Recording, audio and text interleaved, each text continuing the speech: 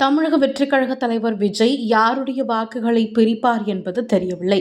எப்போதுமே தமிழ்நாட்டில் அதிமுகவும் வேண்டாம், திமுகவும் வேண்டாம் என்று சொல்பவர்கள் இருப்பார்கள். அந்த வாக்கு பெரும்பான்மையாக விஜய்க்கு செல்லலாம் என காங்கிரஸ் எம்பி கார்த்தி சிதம்பரம் தெரிவித்துள்ளார். சிவகங்கை எம்பி கார்த்தி சிதம்பரம் புதுக்கோட்டையில் செய்தியாளர்களை சந்தித்த பொழுது, எடப்பாடி பழனிசாமி தற்போதைய ஆட்சி காலம் இருண்ட காலம் என்று சொல்வது சரியல்ல என்று கூறியுள்ளார். அவர் 3 தேர்தலில் தொடர்ந்து தோல்வியை தழுவியுள்ளார்.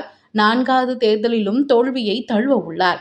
எதையாவது ஒன்றை உருட்டி புரட்டி பார்க்கலாம் என்று செயல்பட்டு வருகிறார். 10 ஆண்டு காலம் அதிமுக ஆட்சி செய்து தமிழ்நாட்டிற்கு எதுவும் செய்யவில்லை என்ற காரணத்தினால்தான் ஆட்சி மாற்றத்தை மக்கள் ஏற்படுத்தினார்கள். அதனால் மீண்டும் மக்கள் அதிமுகவை நோக்கி செல்வார்கள் என்று நான் நம்பவில்லை.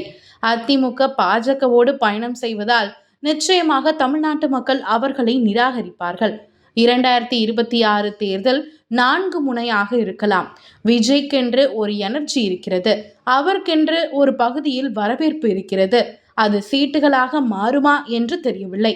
இன்று இருக்கும் நிலையில் திமுக தலைமையிலான இந்தியா கூட்டணி வெற்றி பெறும். 3வது அணியாக இருக்கும் பொழுது சீமான் யாருடைய வாக்கை எடுத்தார் என்று யாருக்கும் தெரியாது. அதுபோல் தற்போது 3வது அணியாக இருப்பவர்கள் யார், அது எந்த வாக்கை எடுக்கிறார்கள் என்றும் தெரியாது. விஜய்க்கு வாக்குகள் விழும் என்பதை மட்டும் நான் ஏற்றுக்கொள்கிறேன்.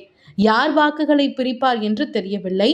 எப்போதுமே தமிழ்நாட்டில் அதிமுகவும் வேண்டாம், திமுகவும் வேண்டாம் என்று சொல்பவர்கள் இருப்பார்கள். அந்த ஓட்டு பெரும்பான்மையாக விஜய்க்கு செல்லலாம். ஏற்கனவே ஒவ்வொரு கட்சிக்கும் இருக்கக்கூடிய உறுதியான வாக்குகள் விஜய்க்கு செல்லுமா என்று தெரியவில்லை என்று கூறியுள்ளார்.